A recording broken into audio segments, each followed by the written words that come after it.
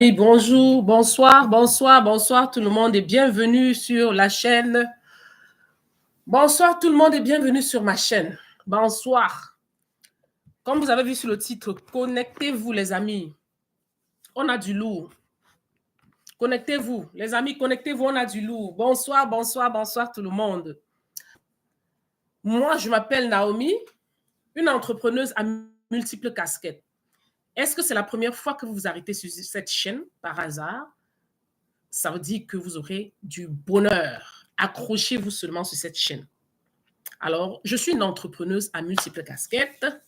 Je suis traductrice, je suis interprète, styliste de mode, je suis une femme d'affaires, pour ne citer que cela.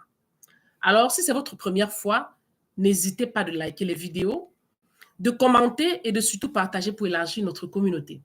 Alors, aujourd'hui, nous allons parler d'un sujet très, très important. Comme vous avez vu sur le titre, il y a de cela 4 mois, au mois d'octobre, voilà, novembre, décembre, janvier, février, que nous avons perdu une jeune Congolaise étudiante appelée Alexandra Martine Diengo Lumbai, qui est une jeune Congolaise qui est venue ici faire ses études à l'Université de Québec à Trois-Rivières. Alors, elle trouve la mort de suite de noyade. OK? Donc, les vidéos précédentes sont là, vous pouvez aller pour plus de détails, mais je vais résumer ceci pour ceux qui n'ont jamais suivi cela, je vais résumer. Bienvenue, bienvenue, bienvenue. Prononcez-vous, vous pouvez joindre le live. Vous pouvez joindre le live, s'il vous plaît, vous pouvez joindre le live. Donc, voilà, je voudrais donc donner le rapport de l'autopsie. Donc, Alexandra, comme je disais tantôt, trouve la mort et il y a eu beaucoup de spéculations. On ne sait pas si c'est un suicide, l'option du suicide ou encore où c'est une mort accidentelle, où elle serait accidentellement tombée dans l'eau, ou encore c'est un meurtre, où elle a peut-être été tuée et jetée dans l'eau, ou elle a été même poussée dans l'eau. Donc, c'est quelque chose qui a vraiment saisi le monde entier. Mais ce qui est curieux, les amis, c'est que quand la fille disparaît le 2 octobre, elle avait les colocataires, elle vivait en colocation. Comme les étudiants ici, beaucoup, la majorité vivent en colocation. Donc, elle vivait en colocation. Elle avait 2 colocataires qui étaient des Québécois, c'est-à-dire une fille et un homme. Mais, curieusement, sa maman ne savait pas qu'un homme vivait aussi dans le même appartement parce que, en toute comme maman, je ne pense pas qu'une maman aurait aimé que sa fille vienne partager là où il y a des garçons. Parce que généralement, les colocations se font entre filles ou garçons. Ça, c'est généralement comme ça. Mais la maman ne savait même pas. Alors, la maman envoie le message parce qu'elle devait lui envoyer l'argent comme d'habitude. Et quand elle reçoit l'argent, elle fait signe, oh oui, maman, j'ai reçu, ou papa, j'ai reçu, ou tout ça. Bon, elles n'ont pas eu de nouvelles, quoi. Alors, comme elles n'ont pas eu de nouvelles, elles étaient inquiètes. Elles se disaient, bon, comme elle travaille, peut-être qu'aussi, elle était en train de travailler. Quand elle est revenue du travail, comme elle fait d'habitude, elle va appeler, elle va faire signe de vie. 2 jours sont passés, c'était pas habituel. C'est là où la maman commence à s'inquiéter. La maman appelle sa colocataire qui répond à peine, qui a pris du temps pour répondre, mais qui dit qu'elle n'était même pas là. Elle ne sait pas si Alexandra est rentrée ce jour-là, pas parce qu'elle était chez ses parents, en famille, c'est ce qu'elle a dit. C'est là où la mère commence à s'inquiéter pour dire, mais qu'est-ce qui est en train de se passer finalement? La colocataire que je connais, la seule, dit qu'elle n'est même pas là. Ça veut dire qu'elle allait où? Or, Alexandra n'avait pas d'amis à qui elle parlait peut-être pour dire des informations, à qui on pouvait au moins même se renseigner pour savoir. Donc, 3 jours passent. Finalement, qu'est-ce que la mère fait? Elle lance un appel et un cri sur les réseaux sociaux, sur TikTok, parce que c'est une influenceuse. Quand elle lance le cri, elle fait la vidéo. Elle a donné les détails sur qui est sa fille et la dernière fois, elle a dit, aidez-moi à retrouver ma fille, s'il vous plaît. Alors, cette vidéo va aller virale.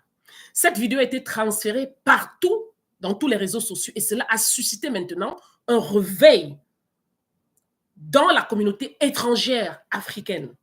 C'est pour cela que dès lors qu'ils se sont rendus compte, c'est comme ça qu'ils ont appelé les réseaux, ils sont partis chez elle, il n'y avait personne à l'école, la dernière fois qu'on l'avait vue et tout.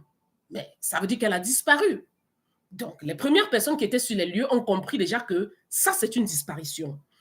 Alors, quand elle a pu parler maintenant, reparler à la colocataire qui dit que Elle n'a pas de ses nouvelles, ça fait des jours. Et c'est là où la colocataire dit que la nouvelle qu'elle a, c'est que le colocataire, qui était le gars avec qui il vivait, l'aurait déposé, est celui qui l'a vu la dernière fois parce qu'il l'avait déposé. Likez les vidéos, les amis. Likez, partagez le direct. Merci. Bienvenue, les amis. Bienvenue, Pierre Roldi. Bienvenue, tout le monde. Bienvenue, les amis. Bienvenue. Likez la vidéo. Supportez-moi, s'il vous plaît. Alors, donc, comme j'étais en train de débattre tantôt, de vous parler tantôt, alors, elle a dit que c'est le colocataire qui l'aurait déposé la dernière fois. Et sa maman dit, quel colocataire? Le gars qui vit avec nous, il dit, mais quel gars? Je ne savais pas qu'il y a un gars qui vit avec vous. Oui, un gars qui vit avec nous.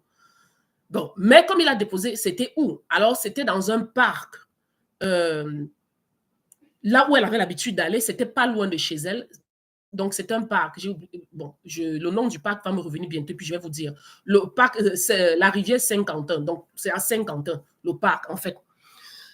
Donc, c'est là où la fille a dit, va à la police annoncer. Elle a dit, non, moi, je ne suis pas le parent, je ne peux pas aller dire à la police. Alors, je peux te donner le numéro de la police et que toi-même tu appelles. C'est là où la mère d'Alexandra elle-même a été obligée d'appeler la police canadienne pour reporter la disparition de sa fille. Alors, dans les recherches étaient toutes mises en marche. Les batteries étaient toutes mises en marche pour qu'on essaie de trouver où est partie Alexandra. Après les recherches, quelques jours, il n'y a pas de suite. La communauté africaine fut alertée et tout le monde est parti. Ceux de Montréal sont allés à Québec, à Trois-Rivières. Ils sont quittés de partout pour aller là-bas pour chercher Alexandra. Parce que là, après des jours de disparition, il y a donc une vidéo. Quand la police a mis main dessus, il y a une vidéo. Ils sont allés dans le parc où elle était déposée. Les dernières images qu'on a vues, c'était elle entrant dans le parc, fouillant son sac. C'était des photos qu'on a vues d'elle. Parce que comme ça, des caméras et tout, on a vu des photos à l'entrée, comme elle l'entrait dans le parc, et puis comme elle payait au guichet l'entrée du parc. Alors, c'est tout ce que la police avait comme trace. Mais malheureusement, ce parc, c'est un parc qui a comme beaucoup d'entrées. Et c'est assez large. Et il y a une rivière dans ce parc. Et Alexandra avait l'habitude d'aller là-bas se ressourcer, passer du temps au parc. Elle aimait bien ça, même toutes ses photos et tout, parce qu'Alexandra, elle était mannequin aussi et tout. Donc, elle aimait faire des photos. Elle a beaucoup de photos qu'elle a faites dans ce parc. Donc, quand elle avait besoin de se ressourcer, elle allait passer du temps. Mais les jours passent et on ne retrouve pas. Elle a disparu. Donc, on se disait qu'elle est morte, mais on ne pouvait pas se prononcer tant que la police ne s'était pas prononcée. OK? Finalement, on a ouvert le cas comme disparition, mais on ne pouvait pas dire que morte, puisqu'on n'a pas retrouvé le corps. Finalement, tout le monde a été alerté, le voisinage, les kayakeurs, tous ont commencé la fouille. Alors, finalement, après des jours et des jours, lors de la fouille, il y a un kayakeur qui fait du kayak, qui retrouve le corps sur une berge d'une petite île, une motte de terre qui était dans la rivière. Selon le reportage, maintenant, dès qu'il détecte, il a vu quelque chose qui paraissait comme un corps, il allait vers là et puis il a vu que c'était un corps couché et puis c'était une fille noire. C'était typique la description de la personne qui avait disparu. Alors, le monsieur qui a découvert a donc appelé la police qui est venue récupérer le corps parce que la police même a fouillé, ils étaient fatigués, ils ne retrouvaient pas. Alors donc, la police est allée identifier le corps. Donc, c'est là où déjà on avait la nouvelle que oui, au moins, c'est officiel qu'elle est morte. Et puis, le corps a été découvert. Mais alors, qu'est-ce qui s'est passé pour qu'Alexandra meure? Ça, c'est ce que je voudrais qu'on débatte aujourd'hui. Et après 4 mois, il y a l'autopsie parce qu'il y a eu beaucoup de spéculations selon ce qu'on dit. Parce que je vais vous expliquer exactement qu'est-ce qui se passe pour qu'il y ait des soupçons. Parce que le résultat de l'autopsie est sorti. La maman d'Alexandra refuse d'accepter tout cela. Mais je vais vous ramener d'abord sur les circonstances avant le meurtre d'Alexandra. Ou sa mort. Je ne peux pas dire meurtre parce qu'on ne sait pas. Sa disparition. Elle avait des vidéos qu'elle faisait. C'était une croyante. Elle croyait beaucoup en Dieu. Et puis, elle faisait des vidéos. Elle prêchait la parole de Dieu à travers ses vidéos. Mais sa dernière vidéo était une vidéo assez touchante où elle semblait déprimée, stressée. Et elle parlait de Dieu. Elle parlait beaucoup de Dieu. Et elle parlait de si quand tu meurs, ton âme va aller ce Dieu. Donc, un message qui parlait vraiment de quelqu'un qui va partir bientôt, quoi. Ça, c'était ça. Et dans ce message, il y avait beaucoup de détresse. Parce que quand j'ai revu la vidéo en question, tu savais lire la détresse. Alexandra était déprimée, elle était dépressive. Donc, il y avait des situations qu'elle traversait où elle était déprimée, elle n'avait sûrement pas à qui parler. Sa mère n'était pas au courant qu'elle avait eu un problème, mais apparemment, elle avait eu des tiraillements avec sa colocataire. Il y avait eu des mésententes, apparemment. Il y a eu des mésententes avec la colocataire. Mais Alexandra n'avait pas parlé de plus à sa mère. Et aussi, c'était une fille qui n'avait pas trop d'amis. Elle était tout le temps seule. Elle n'avait pas d'amis parce que si c'était quelqu'un qui avait des amis, elle aurait dû bâtir sa propre communauté. À l'université, elle aurait eu des camarades. Elle aurait eu des amis au moins à qui elle aurait dit, voilà ce que je passe, ceci se passe chez moi, échanger. Et peut-être que ce jour-là où elle allait au parc, si elle avait peut-être une amie à qui elle parlait aussi, ça aurait dû être que, bon, je suis au parc, tout ça. Et au moins, peut-être qu'on aurait dû détecter très vite ce qui serait passé. Bonjour les amis, merci beaucoup. Vous pouvez joindre le live. Vous pouvez joindre le live. Joignez le live, vous pouvez le joindre. OK. Alors, ce qui fait donc, vous pouvez joindre le live, les amis. Bon. Alors, ce qui fait que tout se passe et tout devient compliqué parce que ça devient un suspense.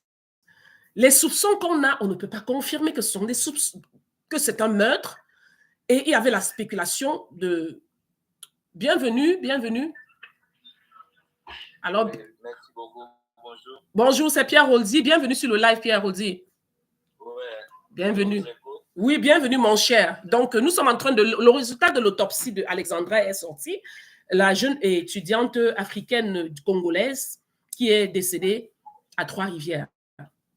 Donc, c'est de ça que je voudrais qu'on parle. On va apprendre beaucoup de choses. Je vais d'abord donner les détails. Je donne un résumé pour ceux qui n'ont pas appris cette histoire. J'essayais de faire le résumé du début et des circonstances avant sa mort, après sa mort, tout ce qui a été découvert. Alors, qu'est-ce qui se passe donc? Avec les dernières vidéos et la détresse, les gens ont parlé de ça pourrait être aussi un suicide. Et moi aussi, j'étais parmi ceux qui disaient que ça pourrait. Pourquoi? À cause de la vidéo où elle était en détresse. Maintenant, beaucoup de gens disent non, elle est bien d'une famille bien, pourquoi est-ce qu'elle faut se suicider? Je vais vous expliquer ceci. Vous qui êtes connectés, vous qui êtes en ligne, je vais vous parler du Canada. Je suis basée au Canada.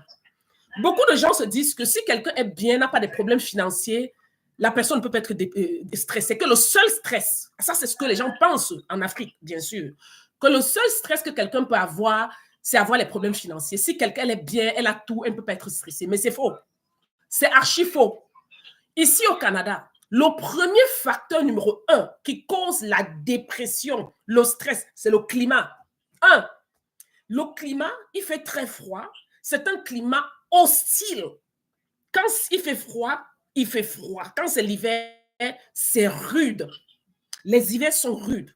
Donc, il y a le facteur climatique qui joue un rôle très grand dans la façon dont quelqu'un peut se ressentir, la façon dont tes humeurs peuvent changer. Voilà, le climat. Ça, c'est la première des choses. Et c'est pour ça que dans le pays même en question, le taux de dépression est élevé. Voilà, là, je vous parle déjà de ça pour vous dire que ce n'est pas un cas exclu. Deuxième chose, ça pourrait être que sa détresse était due peut-être aux problèmes et aux mésententes dont elle faisait face avec ses colocataires. Mais elle n'en a pas parlé. Voilà.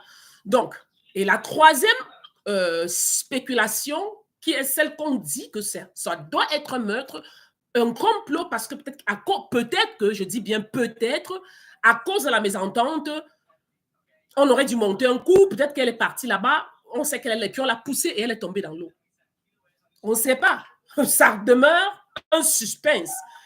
Il y a parfois des choses qui se passent qui n'auront pas de réponse, à part Dieu seul qui sait quelle est la réponse. Donc, nous avons 3 options. Meurtre, suicide, noyade. Est-ce que vous voyez? Donc, ça veut dire que ce n'est pas exclu toute cette chose, mais on ne sait pas. Alors, quand tout le monde a appris, toute la communauté a été choquée, sa mère, ses parents ont demandé le visa pour venir ici pour récupérer le corps de leur fille et enterrer. La maman, elle est arrivée et il y a eu des vidéos où elle est entrée dans sa chambre parce que la police lui avait donné le temps d'aller dans la chambre pour ramasser les effets de sa fille. Mais ce qui est curieux, c'est qu'elle n'a pas eu assez de temps. Dès qu'elle est entrée, elle pleurait. Les vidéos ont montré tout. C'est là. Elle a commencé à pleurer, pleurer. Et après quelques minutes, la police a cogné, à peu près 10 minutes au plus, cogné à sa porte, qu'elle sorte. Donc, il était le temps de sortir. On n'a même pas laissé le temps à la pauvre femme de pleurer assez. Elle est obligée de ramasser les effets de sa fille et partir.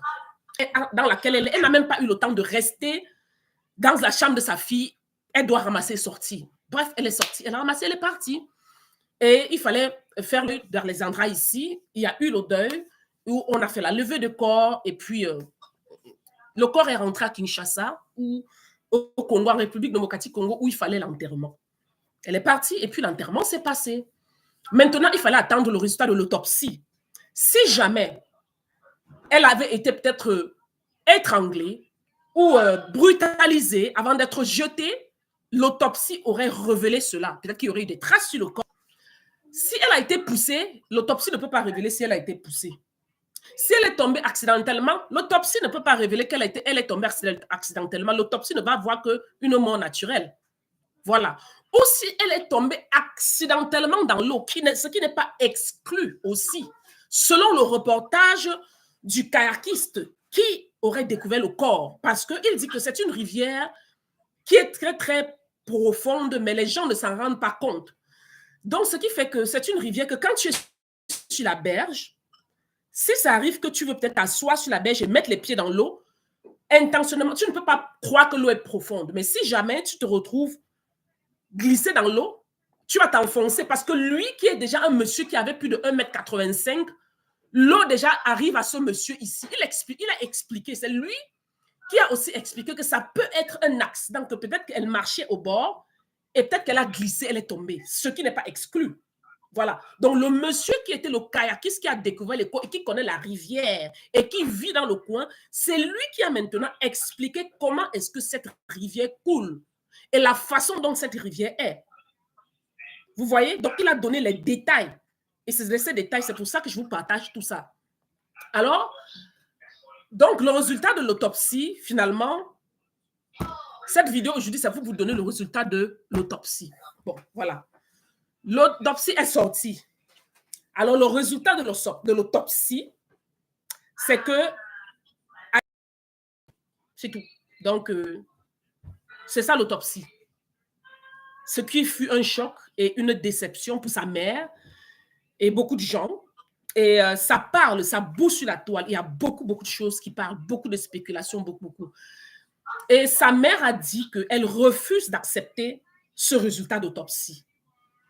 Maintenant, il y a des journalistes québécois, il y a partout dans le monde entier qui parlent. On sait quoi? Donc, il y a même une histoire de racisme qu'ils ont invoquée, que tous ceux qui parlent sont en train de dire que si c'était une blanche qui était dans une situation pareille, qui vivait avec une africaine, on aurait sûrement arrêté l'africaine pour enfermer avant même de voir quoi que ce soit. Ce qui n'est pas exclu, je ne sais pas. Voilà. Mais, selon ce qu'ils ont expliqué, la police, c'est qu'on n'arrête pas quelqu'un pour arrêter, excusez-moi, à moins que la personne soit suspecte. Donc, bref, le résultat de l'autopsie est là. Alexandra est morte d'une mort naturelle. C'est tout. Ça, c'est un choc pour tout le monde et tout. Et malheureusement, c'est là, quoi. C'est ça, tout ce qu'on attendait de moi. Et ce que j'attendais de moi pour rebondir dans l'affaire, c'était justement le résultat de l'autopsie, pour que je reparle de ça. Mais vous allez vous poser la question, pourquoi je parle de ça? Pourquoi? Première des choses, je suis une maman et je suis une étrangère aussi. Je vis au Canada, donc j'ai l'expérience du Canada pour être capable de transférer des informations vérifiées c'est-à-dire à mon audience, à tous ceux qui m'écoutent, parce que j'apporte des informations sûres et en temps réel et vérifiées sur ma chaîne. Voilà. Et ensuite, c'est pour sensibiliser aussi les parents, pour dire que la dépression est réelle. au Canada, même le climat peut te causer la dépression. C'est-à-dire que tu te sens mal. Beaucoup d'étrangers ici, ils n'aiment pas l'hiver. Ils sont crispés, les visages sont crispés. Quand tu marches dans les métros, tout le monde est comme ça parce que le climat est horrible. Mais tu es obligé de sortir, te tremper dans la neige et aller au travail. Ne pense pas que quand il neige, tu vas pas aller au travail. À moins qu'il y ait une tempête de neige, là, c'est dangereux de sortir, c'est dangereux de conduire et tout le monde reste dans la maison. Mais à part ça, tu dois affronter. Ce n'est pas facile. Donc, les étudiants qui quittent l'Afrique pour venir étudier ou partout ailleurs sont jeunes. Alors, il y a beaucoup de choses qui peuvent causer en fait la dépression, la solitude, le fait que tu ne te retrouves plus dans le cocon familial où tu étais. Tu deviens seul. Et deuxièmement, tu dois te tisser des amis, te faire des amis. Ça prend un peu du temps, parfois. Et tout dépend des personnalités. Si tu n'es pas quelqu'un de très extroverti, tu ne vas pas te faire vite des amis. Tu vas te retrouver que tu es toute seule. Parce que ici, la solitude au Canada est réelle. Donc, il y a des choses, des facteurs qui poussent à la dépression au Canada. Et troisième des choses, c'est quoi? C'est qu'il faut que les parents s'assurent que quand les enfants viennent au Canada, il faut qu'ils s'assurent que, moi, mon conseil, il faut vous assurer que personne avec qui votre enfant doit partager la colocation soit quelqu'un de sa communauté. Ça, c'est conseillé. Moi, je le conseille toujours et je reconseille. Parce que les communautés sont différentes. Chacun a sa façon de vivre.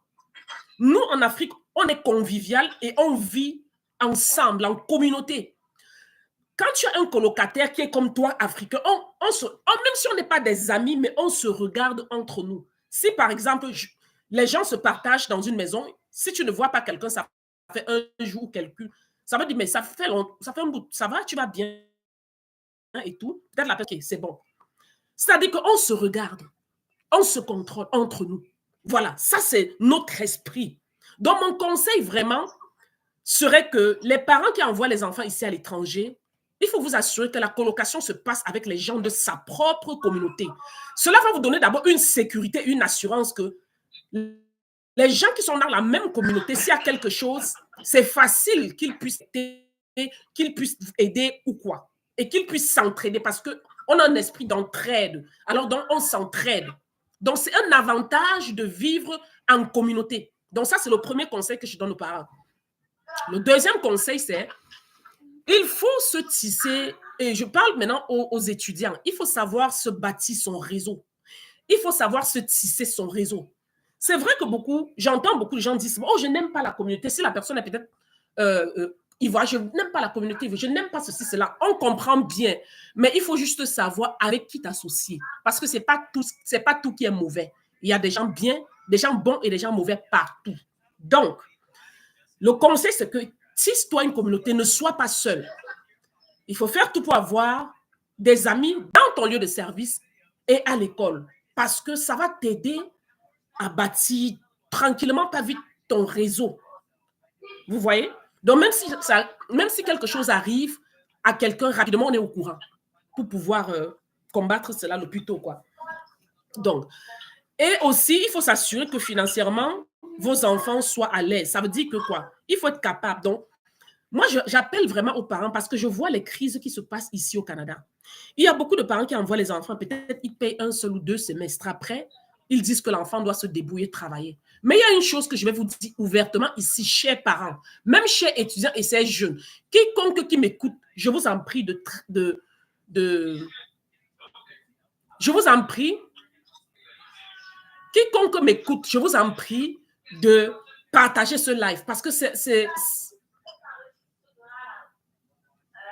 parce que ça va permettre, les conseils que je vais vous donner vont vous permettre à éviter le pire. Vous pouvez ne pas avoir d'enfant ici, mais vous avez peut-être une connaissance qui a un enfant ici, à l'université. Ça va les aider, les amis. Ça va les aider.